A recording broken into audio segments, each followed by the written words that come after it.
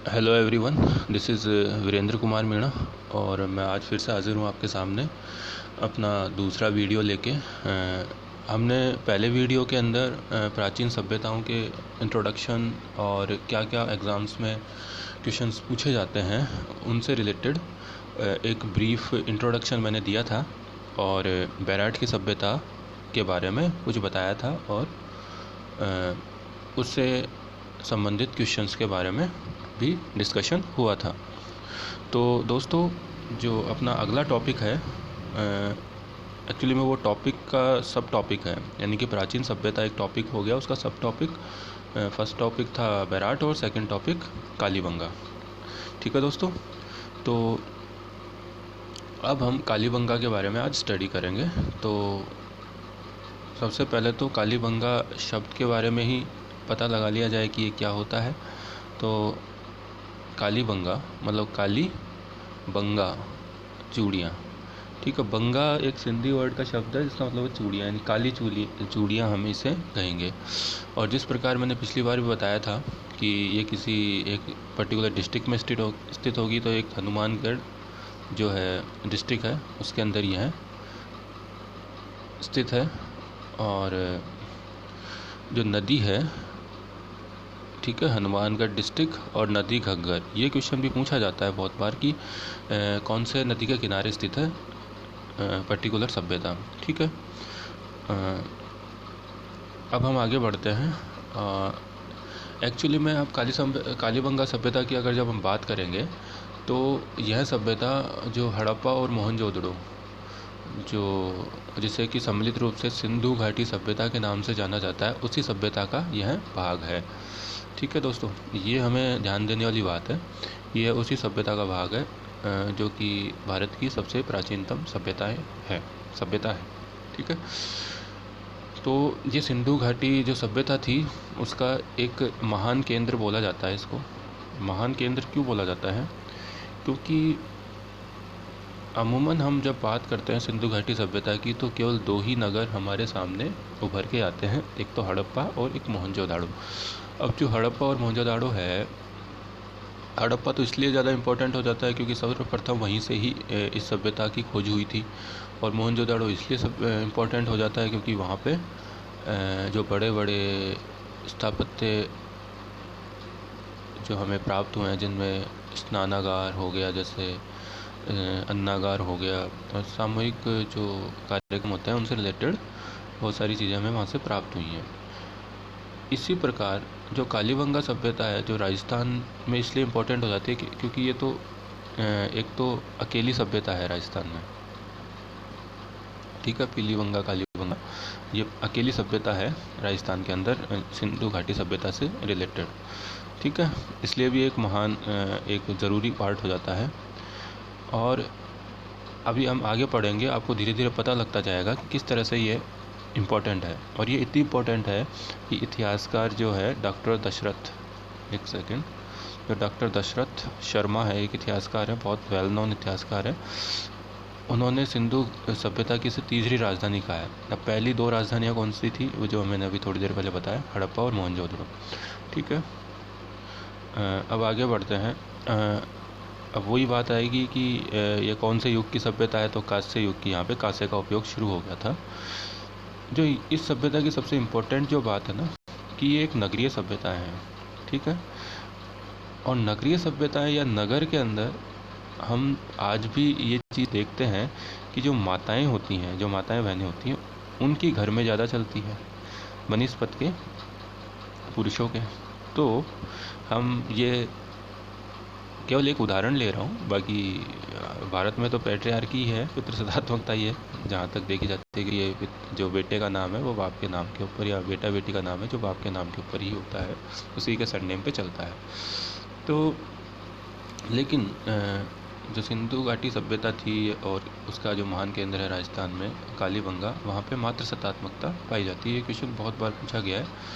नगरीय सभ्यता वाला क्वेश्चन कम पूछा जाता है, लेकिन कांस्य युग वाला क्वेश्चन भी बहुत पूछा जाता है। तो आगे बढ़ते हैं दोस्तों।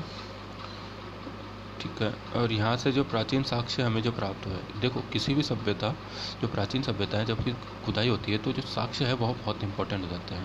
ठीक है। तो जुते हुए खेत हमें यहाँ से प्राप्त हुए हैं, ठीक है। दो फसलों को उगाने का यहाँ पे साक्ष्य प्राप्त हुआ, यानी एक साथ दो फसलें भी उगाई जाती थी यहाँ पे। जो आज हम जैसे हल बोते हैं वैसी ही हल की हराइयाँ हमें यहाँ पे प्राप्त हुई हैं, ठीक है। जो जिसे हल क्रूड रेखा बोला जाता है वो हमें यहाँ पे प्राप्त हुई है। अब नेक्स्ट नगर नियोजन के बारे में आ जाते हैं, ठीक है। जो कालीबंगा का जो नगर नियोजन है वह द्विस्तरीय था, ठीक है। यानी कि दो अलग अलग भागों में बटा हुआ था। एक भाग थोड़ा ऊंचा भी था, ठीक है, और दूसरा भाग उसके अपेक्षा में नीचा था। तो पूर्वी टीला यहाँ पे और पश्चिमी टीला, देखो जितनी भी सभ्यताएं हैं वो टीलों के नीचे ही दबी हुई है, ठीक है। तो दो टीले प्राप्त हुए थे जिसमें एक पश्चिमी टीला था, एक पूर्वी टीला था। जो पश्चिमी टीला था, हाँ ना, जो पश्चिमी टीला उसे दुर्ग टीला कहा गया। दुर्ग टीले से तात्पर्य है कि यहाँ पे शासक वर्ग प्रशासक वर्ग रहा करता था। और पूर्वी टीला है जिसे नगर टीला कहा गया, यानी कि यहाँ पे जो है आम जनता रहा करती थी, ठीक है। अब देखो समकोण पर काटती हुई सड़कें। अब नगर नियोजन की बात हो रही है, नगर नियोजन में यही तो चीज़ें होंगी, सड़कें होंगी। सड़कों का निर्माण किस प्रकार से हुआ, कि सीधी थी कि टेढ़ी थी कि सर्पिलाकार थी। तो यहाँ पे जो सड़कें हैं वो समकोण पर काटती हैं। नगर जब समकोण पर काटेगी तो चार खंडों में नगर अपने आप ही विभाजित हो जाएगा। यहाँ पे जो मकान थे कच्ची ईंटों के बने थे और फर्श पक्की ईंटों का बना था, ठीक है। अलंकृत ईंटों का फर्श एक स्थान जो यहाँ पे ना प्राप्त हुआ है, लेकिन एक स्थान पे सड़क को पक्की करने का साक्ष्य प्राप्त हुआ। ये कुछ नहीं पूछा जाता, ज़्यादा से ज़्यादा इसमें से एक चीज़ पूछी जा सकती है कि जो नगर विन्यास था, जो सड़कें थी वो समकोण पे काटती थी कि नहीं काटती थी, ऐसा कुछ क्वेश्चन यहाँ पे पूछा जाएगा। एक क्वेश्चन ये बनता है कि पश्चिमी टीले को कौन से टीले के नाम से, दुर्ग टीला, ये एक बनता है क्वेश्चन, ठीक है। अब आगे बढ़ते हैं अपन, ठीक है। प्रत्येक घर में कुएं के साक्ष्य प्राप्त हुए, ठीक है। जल की यहाँ पे आपको समझ में आ रहा है महत्व कि जल कितना महत्वपूर्ण उस समय भी था और आज भी है, कि घर में ही कुएं बना रखे थे, ठीक है। यहाँ पे लकड़ी की नालियाँ पाई जाती थी और सुव्यवस्थित नालियों का अभाव था। यानी कि ये कहा जा सकता है, जैसे देखो एक तो हो गया जयपुर, ठीक है, जो कि जिसे आप मोहनजोदड़ो समझ लो, ठीक है। मोहनजोदड़ो जयपुर हो गया, लेकिन जयपुर के रिमोट एरिया होंगे या जयपुर से थोड़ा दूर, जैसे टोंक मान लो। जिस प्रकार से जयपुर में जेडीए काम करता है, नालियाँ वगैरह बनाने का, सारी सुव्यवस्थित चीज़ें होती है, उस प्रकार से टोंक में नहीं होगी। तो यूँ समझ लो कि ये जयपुर का जिस प्रकार से टोंक से रिश्ता है, उसी प्रकार मोहनजोदड़ो का कालीबंगा से है। मतलब वो महानगर था, ये छोटा नगर है, ये आप मान के चलो, ठीक है। अब हम आगे बढ़ते हैं।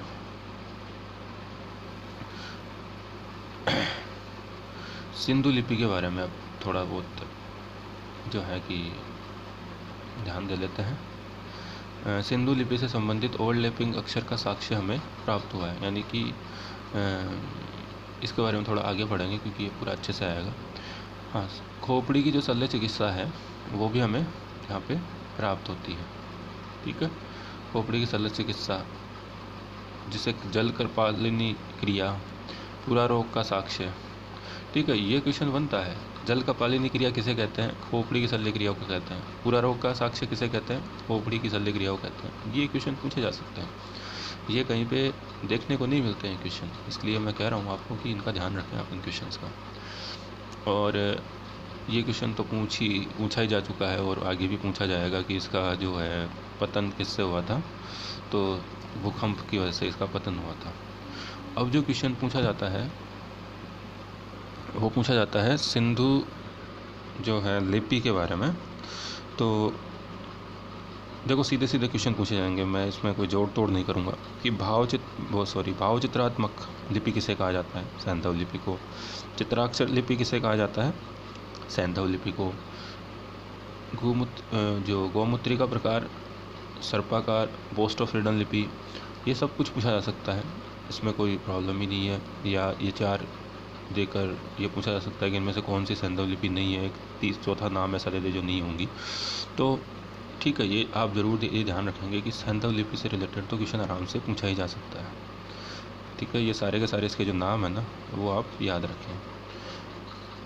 अब आगे बढ़ते हैं, इसी लिपि से रिलेटेड और जो चीज़ें हैं वो देख लेते हैं।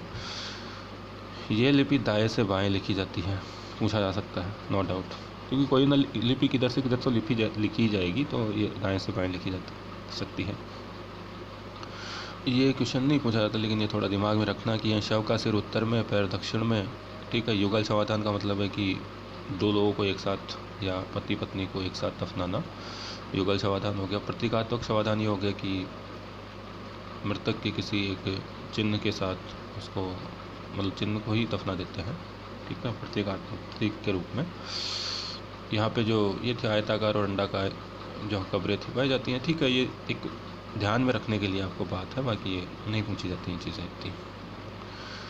आगे जो पूछी जाती है जो चीज़ ये है कि कालीबंगा की खोज 1952 में अमनानंद घोष, ठीक है, ने की थी। खुदाई 1961, ये 1961 है, ये 1961 में से गलत टाइप हो गया। 1961 BK लाल और BK थापर और MD खरे, ठीक है, इन्होंने जो है कि 1961 में इसकी खुदाई की थी। ठीक है, तो अब आगे बढ़ते हैं। ठीक है, 1985 में कालीबंगा स्थान पर कालीबंगा संग्रहालय स्थापित हुआ था। ये क्वेश्चन जरूर पूछा जा सकता है, ये अनएक्सपेक्टेड क्वेश्चन है, कोई याद नहीं करता, इसलिए मैं आपसे कहूँगा कि इसको याद रखें। तो कालीबंगा संग्रहालय कहाँ स्थित है? हनुमानगढ़ में। कब स्थापना हुई थी? 1985 में। ठीक है, ये दो चीज़ें पूछी जा सकती है। और जो है ये क्वेश्चन एक जो आखिरी बनता है, प्रधान स्रोत एक्सकवेशन एक्ट कालीबंगा, ये तो पूछेंगे नहीं कि किसका है, क्योंकि ये तो सीधा सीधा बन ही जाएगा कालीबंगा का ये स्रोत है। ये पूछा जाएगा कि किसने लिखा, तो VP लाल और JP जोशी ने। ठीक है, ये आप ज़रूर ध्यान रखें। तो दोस्तों ये था अपना कालीबंगा सभ्यता से रिलेटेड इम्पोर्टेंट फैक्ट्स जो कि एग्ज़ाम में पूछे जाते हैं। तो दोस्तों इसी के साथ मैं इजाज़त चाहूँगा और अगले वीडियो के साथ मैं फिर से आपके हाजिर होऊंगा। धन्यवाद।